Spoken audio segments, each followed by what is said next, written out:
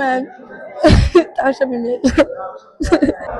İlk Azərbaycanlı qadın Avropa çempionu olaraq qarşınızdayım.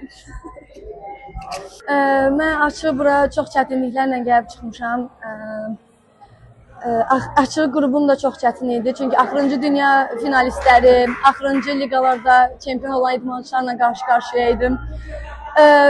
Açıq nə deyim, biraz tərəddüdüm vardı finala çıxmaq, çıxacam ya çıxmayacam deyə. Amma ki müəllimlərimin dəstəyi ilə, başda Seymur müəllimi olmaqla mən finala çıxdım və çox böyük dəstək eşitdim. Hər kəs məni çox dəstəkləyirdi, hər kəs mənə çox dua edirdi ki, sən tarix yazmağa qadirsən, sən tarix yazacaqsan və bundan əlavə qeyd etmək istəyirəm ki, mən dünya çempionatında 4 döyüş uduzdum. Sadəcə finala 2 addım qalmış, mən məğlub oldum. Bu mənə görə çox böyük bir məğlubiyyət idi. Mən ancaq bunun acığını Avropa çempionunun qızılı ilə çıxarda bilərdim. Şükür Allaha, mən inana da bilmirəm, neçə illərdən sonra Avropa çempionuyam və mən tarix yazdım. Başda öz müəllimim Seymur müəllim Xudavediyev, yox, Şahin müəllim Seymur müəllim Xudavediyev olmaqla yığma komandanın baş məşqçisi Şahin Atamov, Rəhman Hətimov və Azərbaycan karatesinə təşəkkür edirəm. Bu təkcə mənim uğurum deyil, bütün Azərbaycan uğurudur.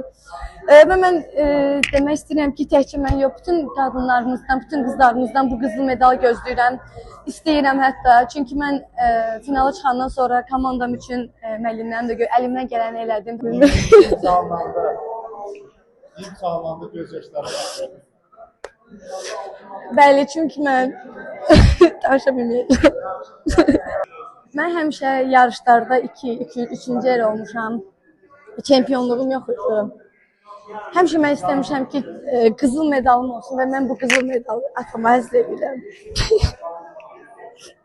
Mən bir şəhid qızıyam və ən böyük qızıl medal isə atama həsr edirəm. Və demək istəyirəm ki, sən qızım, sənin yolunu gedir və sən adını, familiyanı Avropa arenalarında qaldırır. Himnivi sən